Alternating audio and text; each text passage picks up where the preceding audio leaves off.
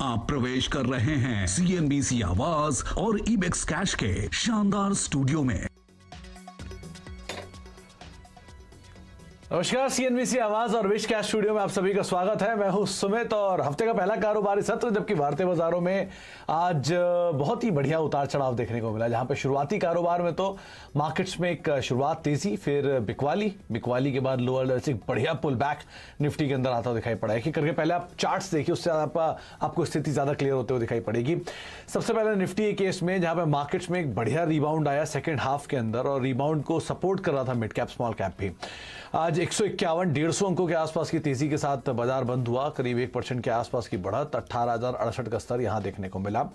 Nifty bank के ऊपर नजर डालेंगे तो वहां पर भी लोअर लेवल से एक बढ़िया पुल बैक आया। हालांकि शुरुआत में डीप रेड यानी कि करीब 500-550 अंकों के आसपास की बिकवाली निफ्टी बैंक के अंदर आते हुए दिखाई पड़ रही थी, वहां से बिकवाली थोड़ी थमी और रफली 125 अंकों के आसपास की बिकवाली के साथ जाकर निफ्टी बैंक बंद हुआ। Mid cap index, small cap index आज सुबह से ही बढ़िया तेजी के साथ कामकाज कर रहा था। हालांकि तेजी कमी और बढ़ी, सेकेंड हाफ में और बढ़ी, फर्स्ट हाफ में थोड़ी कम जरूर हुई, लेकिन फिर भी मिड कैप इंडेक्स करीब 376 अंकों की तेजी के साथ दिन के ऊपरी स्तरों बंद हुआ। 1.25% की तेजी यहां पर भी, और स्मॉल कैप इंडेक्स के अंदर भी जो तेजी का रुझान था वो सेकेंड हाफ के अंदर और ज्यादा बढ़ता हुआ दिखाई पड़ा। तो ब्रॉडर बेस बाइंग मार्केट के अंदर आज थी। अच्छा, अब हमारे साथ आज इस पूरे हफ्ते मौजूद रहेंगे आशीष बहेती। हम उनसे बातचीत करेंगे, उनसे समझेंगे निफ्टी को लेकर उनकी राय रणनीति क्या है, क्या राय रखते हैं वो इंडिविजुअल स्टॉक्स को लेकर, और साथ साथ कुछ स्टॉक जो कि आज बढ़िया मूव में थे उसके ऊपर भी उनसे हम चर्चा करेंगे। लेकिन उससे पहले एक बार नजर डाल लीजिए आज जो आंकड़े हैं, जो आपको पूरी रूपरेखा बाजार की समझा देंगे। निफ्टी के लिए, निफ्टी बैंक के लिए और सेंसेक्स के लिए आज का दिन थोड़ा सा वॉलेटाइल था, इसीलिए आपको रेंज थोड़ी बड़ी दिखाई पड़ेगी। निफ्टी की रेंज 200 अंकों की थी, निफ्टी बैंक की रेंज 742 अंकों की थी, और सेंसेक्स की 850 अंकों की रेंज आज बनते हुए दिखाई पड़ी। एडवांस डिक्लाइन के लिहाज से आपको बेहतरी आंकड़ों में दिखाई पड़ेगी, और निफ्टी बैंक के अलावा बाकी आंकड़े जो है वो और ज्यादा ब्रॉडर साइड पर दिखाई पड़ेंगे। निफ्टी के केस में पहले एडवांस डिक्लाइन में 40 शेयर तेजी में 10 शेयरों में बिकवाली, निफ्टी बैंक के 8 शेयरों में तेजी, 4 शेयरों में बिकवाली, सेंसेक्स के 22 शेयरों में तेजी, 8 शेयरों में बिकवाली। निफ्टी बैंक जो कि लाल निशान में था, उसके बावजूद भी 8 शेयरों में तेजी और 4 शेयरों में बिकवाली इंडिकेट करता है कि हैवी वेट शेयरों में आज इतना ज्यादा मूवमेंट नहीं था। लेकिन हाँ, फिर भी ब्रॉडर साइड पे PSU बैंकिंग बास्केट बढ़िया से पार्टिसिपेट कर रही थी।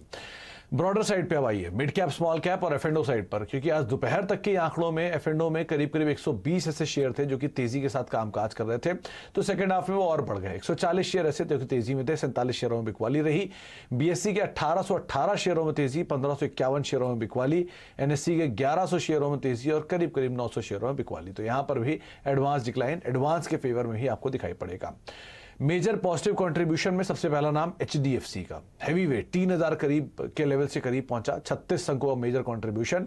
कोटक 23 अंकों का मेजर कंट्रीब्यूशन, इन्फोसिस 19 अंकों का कंट्रीब्यूशन, और ITC 10 अंकों का कंट्रीब्यूशन यहां से भी आया।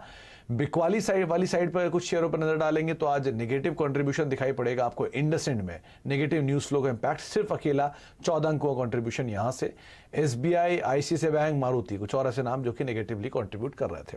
क्योंकि आज नेगेटिव न्यूज फ्लो इंडसइंड में था, इसलिए वॉल्यूम के लिहाज से सबसे ज्यादा वॉल्यूम आज आपको इंडसइंड बैंक में ही होता हुआ दिखाई पड़ेगा। हालांकि वॉल्यूम आज भी बहुत ज्यादा नहीं थे, थिन थे। 3000 करोड़ 3100 करोड़ का टर्नओवर सिर्फ इंडसइंड बैंक में। RIL 2300 करोड़, SBI 1900, HDFC 1600 और टाटा मोटर्स करीब 1600 करोड़ का टर्नओवर यहां भी होता हुआ दिखाई पड़ा। चलिए, इन आंकड़ों के अब बीच बातचीत करते हैं आशीष जी से। आशीष जी नमस्कार, स्वागत है कार्यक्रम में। पहले तो दीपावली के बाद हमसे जुड़ रहे हैं आप, तो कैसी रही आपकी दीपावली, और दूसरा कैसे रीड कर रहे हैं आप मार्केट्स को आज के इस थिन वॉल्यूम के ट्रेड में? नमस्कार सुमित जी, हैप्पी दिवाली आपको और सारे दर्शकों को। अगर मैं ट्रेड की बात करूं तो निफ्टी से मैं स्टार्ट करना चाहूंगा। निफ्टी में काफी अच्छा आज बाउंस बैक दिखा और काफी स्ट्रेंथ में दिख रहा है निफ्टी। निफ्टी के काफी काउंटर जैसे सीमेंट, रियलिटी, FMCG सब में स्ट्रेंथ दिखा। स्पेशली फाइनेंशियल निफ्टी काफी अच्छा परफॉर्म कर रहा है कंपेयर टू बैंक निफ्टी। तो निफ्टी में तो बहुत अच्छी स्ट्रेंथ दिख रही है। अगर हम निफ्टी के ऑप्शंस डेटा की बात करें तो उसमें भी काफी अच्छा स्ट्रेंथ दिख रहा है। आज ऑलमोस्ट 1 करोड़ 67 लाख के पुट राइटर्स ने पुट राइट किया है। 17,900 और 18,000 एक मैसिव सपोर्ट जोन की तरह भी दिख रहा है निफ्टी में। तो किसी को बाइंग की सलाह, मतलब यहाँ से भी निफ्टी में बाइंग की सलाह है। 17,950 का एक स्टॉप लॉस लगाकर हमें लगता है कि 18,300 तक के टारगेट्स निफ्टी में दिख सकते हैं। अगर मैं कंपैरेटिवली बैंक निफ्टी में बात करूं तो बैंक निफ्टी में थोड़ी वीकनेस दिखी आज, जैसे आपने बताया कोटक छोड़कर बाकी कंट्रीब्यूशन बैंक निफ्टी में नहीं आ रहा है। ICICI और एक्सिस ने काफी प्रेशर डाल रखा है इंक्लूडिंग एसबीआई ने। और बैंक निफ्टी में ऑप्शन में एक कंसर्न ये है कि 40,000 पे काफी मैसिव कॉल राइटिंग हो रखी है, तो that is a major concern की, क्योंकि बैंक निफ्टी का हमें लगता है कि 40,000 एक मेजर रेजिस्टेंस लेवल जरूर दिखेगा बैंक निफ्टी की रैली में। तो अगर बैंक निफ्टी में किसी ने ट्रेड बनाना है तो 40,000 से पहले एक बार बुक, क्योंकि वो रेजिस्टेंस लेवल जरूर है, उससे पहले एक बार बुक जरूर कर लेना चाहिए। तो 39,950 का एक टारगेट लेकर जो स्टॉप लॉस रखना है वो है 39,350 का। अच्छा, निफ्टी बैंक निफ्टी दोनों को लेकर आपको राय आशीष ने दी है, और निफ्टी केस में उनको लगता है कि यहाँ पर लॉन्ग साइड पोजीशन 17,900 18,000 के जोन में जा सकते हैं। वैसे भी जो लास्ट आंकड़े थे आज सुबह के हिसाब से उसमें मेजर जो कॉल राइटिंग थी वो इसी जोन में थी, तो अगर वो ब्रीच हुआ है तो बाजार शायद कुछ और तेजी यहाँ पर पकड़ता हुआ दिखाई पड़ा। निफ्टी बैंक के लिए भी 39,900 वो लेवल्स रहेंगे जो टारगेट के तौर पर कामकाज कर सकते हैं, लेकिन हाँ यहाँ पर क्विक प्रॉफिट टेकिंग वहाँ पर शायद आ भी सकती है। अच्छा आशीष जी, आपने बाजार पे तो अपनी राय रखी, लेकिन इंडिविजुअल स्टॉक्स कहाँ तेजी है मंदी? जी, आज पूरा हमने देखा सीमेंट सेक्टर में काफी स्ट्रॉन्ग तेजी थी। सारे सीमेंट स्टॉक्स जो भी थे मैसिव अपस्विंग में थे और अच्छी खासी वॉल्यूम में थे, तो एसीसी में बाइंग की सलाह रहेगी। आज अपने ऑल टाइम हाई पर एसीसी क्लोज हुआ with a great open interest. तो ओपन इंटरेस्ट का इजाफा भी आज एसीसी में ऑलमोस्ट 4.5% का ओपन इंटरेस्ट था। अगर मैं कॉल पुट की बात करूं एसीसी में, तो वो बहुत इंप्रेसिव नंबर्स है, क्योंकि ऑलमोस्ट 1,34,000 के पुट राइटिंग आज इसमें हुए हैं, और कॉल राइटर्स ने अपनी हर जगह 2400, 2420 और 2440 पे पोजीशन अनवाइंड की है। स्टॉक अपने हाई पर अगर इस हिसाब से बिहेवियर दिखा रहा है विद अ गुड वॉल्यूम कि 9 लाख के वॉल्यूम के साथ, तो that is a very positive sign. हमें लगता है कि एसीसी में 2600 तक के लेवल्स देखने मिल सकते हैं। जो स्टॉप लॉस लगाना है वो 2470 का स्टॉप लॉस लगाकर इसमें पोजीशंस की जा सकती है। सेकेंड कॉल मेरा है वो है एलटीआई में।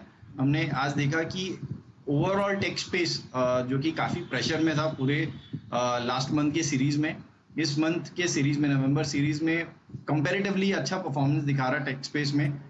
इन्फी और बाकी टेक महिंद्रा में आज अच्छा एक मूवमेंट दिखा, तो एलटीआई ने एक अच्छा सपोर्ट दिखाया है अपने 6750 के लेवल से, तो उसमें एक बाइंग की सलाह है। जो स्टॉप लॉस लगाना है वो 6,750 का, और हमें लगता है कि 6,950 तक के टारगेट्स इसमें कल देखने मिल सकते हैं। अच्छा, डायरेक्टर साहब एल&टी इन्फोटेक की बात हो रही है, 6,950 तक के टारगेट्स यहाँ पे आते हुए दिखाई पड़ सकते हैं। 6827 के लेवल पे इसने क्लोजिंग दी है 62 रुपए की तेजी के साथ। तो दो नाम, एक सीमेंट और एक आईटी से, एल&टी इन्फोटेक और एसीसी, जो कि आशीष ने पसंद किए हैं। अच्छा आशीष, अब सीमेंट की बात उठाई आपने, तो पहले सीमेंट के कुछ नामों की चर्चा कर लेते हैं। दो नाम, एक लार्ज कैप से अल्ट्राटेक और एक मिड कैप से जेके सीमेंट। क्या करें इन दोनों में, कि दोनों ही में बढ़िया तेजी थी और दोनों ही अपने अपने स्पेस के दिग्गज हैं और ऑल टाइम हाइस पर पहुंच गए हैं, क्या करा जाए? जी, अल्ट्राटेक तो काफी अच्छा दिख रहा है। अल्ट्राटेक में भी अगर मैं पीसीआर की बात करूं तो ऑलमोस्ट 0.8 का पीसीआर है पुट कॉल रेशियो, और बहुत स्ट्रॉन्ग सेटअप अल्ट्राटेक में अपने हाई पर स्टॉक मूव कर रहा है, और एक बहुत स्ट्रॉन्ग तरीके से अल्ट्राटेक ने आज मूव दिखाई है। तो इसमें 8,100 का स्टॉप लॉस लगाकर हमें लगता है कि 8,500 तक के लेवल्स इसमें दिख सकते हैं।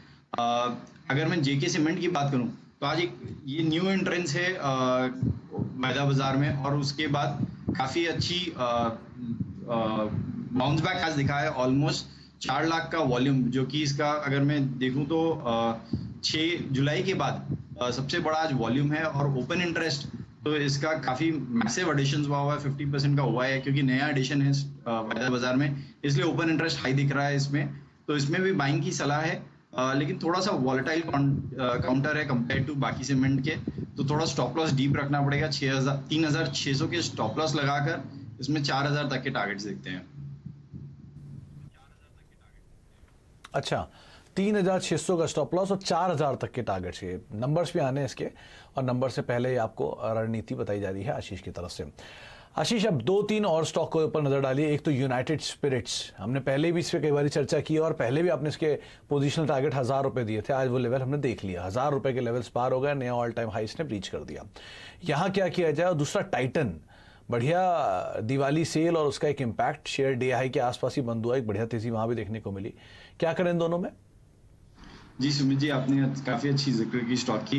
यूनाइटेड स्पिरिट्स मैकडॉवेल्स में कंटिन्यूअस लेवल पे हमने बाइंग देखी है। हमने 900 लेवल के नीचे लेवल से एक बार बाइंग रिकमेंडेशन ज़रूर दी थी इसमें, और 950 तक के टारगेट्स और 970 तक के टारगेट्स थे, तो वो तो उसने बहुत अच्छे से क्रॉस कर लिए हैं। जिस हिसाब से ओवरऑल फेस्टिव सीजन गया है और हमने देखा है कि ओवरऑल जिस हिसाब से बाइंग आ रही है, आज जुबिलेंट फूड्स और बाकी कंजम्पशन साइकिल स्टॉक्स में भी अच्छा एक अपस्विंग दिखा है।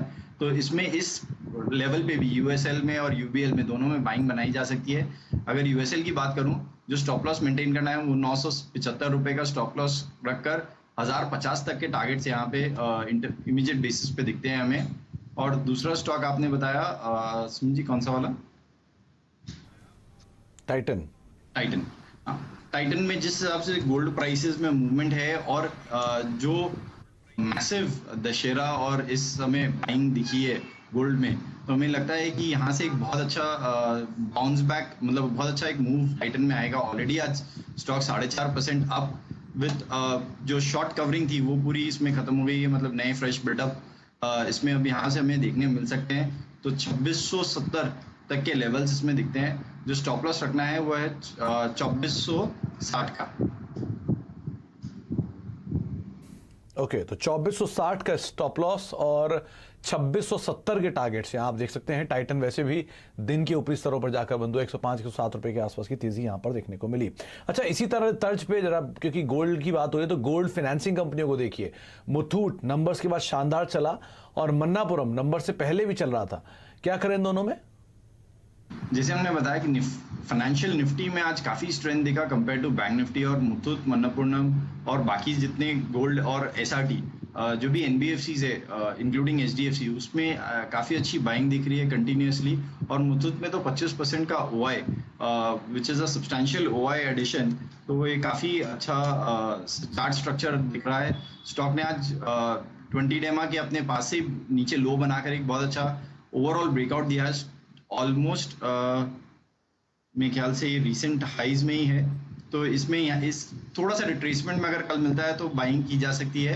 1700 तक के टारगेट्स इसमें दिख रहे हैं, क्योंकि आज स्टॉक ऑलरेडी 8.5% भागा है, तो थोड़ा सा अगर रिट्रेसमेंट में कल मिलता है तो ज्यादा अच्छा बाइंग स्पॉट बनेगा। 1600 का स्टॉप लॉस लगाकर 1700 और 1750 तक के लेवल्स के लिए इसमें बाइंग की जा सकती है। अच्छा, तो 1700-1750 तक के लेवल्स के लिए मुथूट को आप देख सकते हैं करीब से 8-8.5% के आसपास की तेजियां देखने को मिली। अच्छा, एक नंबर अभी कुछ देर पहले आया ब्रिटानिया का, एक वही नंबर्स भी स्क्रीन पर लेके आए डॉक्टर साहब, क्योंकि एफएमसीजी स्पेस में जो बाकी नंबर्स हैं उनमें तो इतना कोई खास फायरवर्क था नहीं, लेकिन ब्रिटानिया केस में मार्केट के नंबर से पहले इस स्टॉक में बढ़िया मूव था, करीब 2% के आसपास की तेजी देखने को मिली। मुनाफा 381 करोड़ आया, आय 3607 करोड़ रुपए इस तिमाही के अंदर कंपनी ने पोस्ट की है। तो क्या आशीष, क्या किया जाए ब्रिटानिया केस में? अगर आप नंबर्स को साइड रख भी दें तो महज टेक्निकल के लेवल्स के लिहाज से कैसे प्ले किया जाए इसको? अगर टूटता है तो क्या लेवल जहां बतौर स्टॉप लॉस रखें? अगर ब्रिटानिया की बात करूं तो स्टॉक ने काफी प्रेशर दिखा ओवरऑल पूरे सितंबर मंथ से अभी तक में, और स्टॉक 200 डेमा के नीचे भी स्लाइड कर गया था, तो which is not a positive sign for any stock. Numbers की अगर मैं बात करूं पर्टिकुलरली, तो मैंने जितना थोड़ा सा पढ़ा तो कुछ वीकनेसेस नंबर्स में भी दिख रहे हैं, तो और उसका रेलेवेंस हमें स्टॉक के ऑलरेडी प्राइस एक्शंस में दिखा है कि जो नंबर्स स्ट्रीट एक्सपेक्ट कर रहा था उसी के तरीके से थोड़े से वीक नंबर्स आए हैं। तो एक बार इसमें कल स्टॉक किस हिसाब से रिएक्ट करता है उसी हिसाब से पोजीशन बनाइए, क्योंकि अभी हमने देखा है कि एक्सिस बैंक और कुछ बैंकों के अच्छे नंबर्स आने के बाद भी उसमें स्टॉक में काफी करेक्शन दिखाया मार्केट ने। इसके तो थोड़े नंबर्स भी वीक है, तो एक बार हम कल सुबह मार्केट खुलने के बाद ही एनालाइज करना बेटर रहेगा कि इसके प्राइस एक्शंस किस हिसाब से बन रहे हैं। अच्छा, तो फिलहाल कोई भी कॉल नहीं, लेकिन हाँ नंबर्स थोड़े से सबड्यूड काइंड ऑफ आप कह सकते हैं कि रेवेन्यू फ्रंट पे 4-5% की ग्रोथ देखने को मिली है।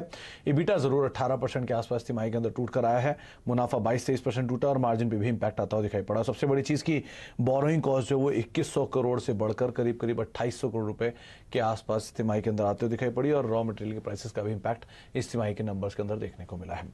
चलिए, एक ब्रेक का वक्त हो गया, ब्रेक के बाद लौटेंगे। आशीष हमारे साथ बने हुए, उनसे हम बातचीत जारी रखेंगे, और साथ ही साथ यतिन भी मौजूद होंगे, उनसे हम समझेंगे कि डीलर्स रूम में किस तरह का मूड माहौल है।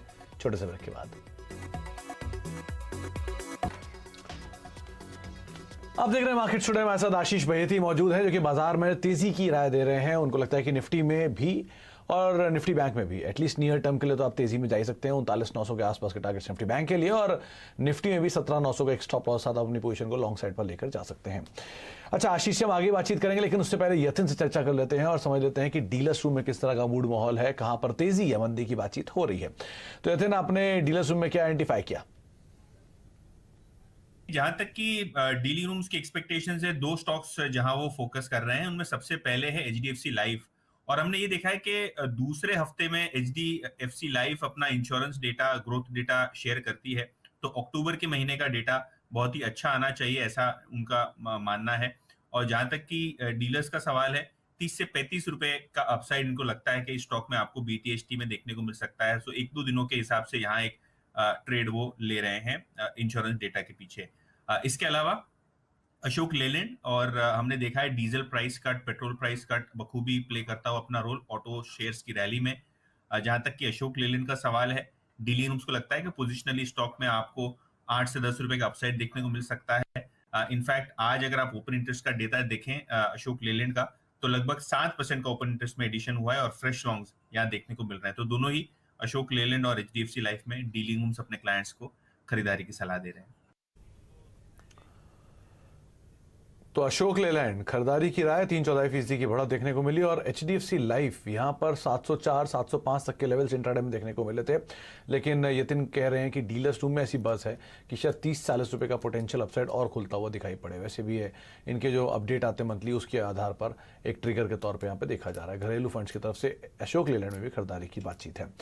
बहुत बहुत शुक्रिया यतिन आपका भी और आशीष आपका भी हमारे साथ मौजूद रहने के लिए और बाजार पे तमाम शेयरों पर बातचीत करने के लिए। एक एक करके तमाम रिकमेंडेशन आपकी स्क्रीन पर आएंगे, जहां पे एचडीएफसी जिन्होंने जो बाजार को लेकर निफ्टी और निफ्टी बैंक को लेकर राय रखी गई है आशीष की तरफ से, वो तेजी की साइड ही है। और निफ्टी में 17,900 का एक स्टॉप लॉस रखा और निफ्टी बैंक के लिए 39,900 का एक टारगेट वहां पर दे रहे हैं। इंडिविजुअल कॉल्स में उन्होंने एक सीमेंट और एक आईटी से नाम चुना है, एसीसी तेजी के लिए चुना गया है। और उसके अलावा उनको लगता है कि एलएनटी इन्फोटेक पे भी आप दांव लगाकर चल सकते हैं। एसीसी के केस में भी और एलएनटी इन्फोटेक के केस में भी उनको लगता है कि अपसाइड थोड़ा खुलेगा। एसीसी में 2600 रुपए टारगेट, 2470 का स्टॉप लॉस और एलएनटी इन्फोटेक में करीब 6950 का एक टारगेट रखिए, 6750 का एक स्टॉप लॉस यहाँ पर भी आप मेंटेन करके चल सकते हैं। सीमेंट में अल्ट्राटेक सीमेंट बेहतर है और साथ साथ जेके सीमेंट आप मिड कैप में अगर जाना चाहते हैं तो वहाँ पर उनको लगता है 4000 के टारगेट से लेकर खरीदारी करें। 3600 का एक स्टॉप लॉस यहाँ पर मेंटेन करके चलने की राय आशीष की तरफ से आ रही है। एनबीएफसी स्पेस में उनको लगता है एचडीएफसी बेहतर है। यूनाइटेड स्पिरिट्स पहले भी से बातचीत हुई है, 1050 रुपए के नए टारगेट्स के लिए वो खरीदारी करने की राय दे रहे हैं। 970 रुपए का एक स्टॉप लॉस यहाँ पर आप मेंटेन कर सकते हैं। करीब 1000 रुपए के आसपास ने क्लोजिंग दी है। इसके अलावा टाइटन 2670 रुपए टारगेट्स के लिए आप खरीदारी करें। 2460 रुपए का एक स्टॉप लॉस यहां पर भी मेंटेन कर चलने की राय आशीष की तरफ से आ रही है। और उसके अलावा एनबीएफसी स्पेस से उन्होंने मुथूट फाइनेंस करीब 1700 रुपए के टारगेट्स के लिए खरीदारी कर चलने की राय। 1600 रुपए का एक स्टॉप लॉस यहां पर भी आप मेंटेन करके चल सकते हैं। इन सब कॉल्स के साथ अब मार्केट स्टूडियो को ही समेटेंगे, लेकिन मिड कैप स्मॉल कैप में खरीदारी का मूड माहौल है और इस तेजी में जरा ध्यान से संभल कर अपने स्टॉप लॉस के साथ अपनी पोजीशंस को आप ट्रेड करिएगा। नमस्कार।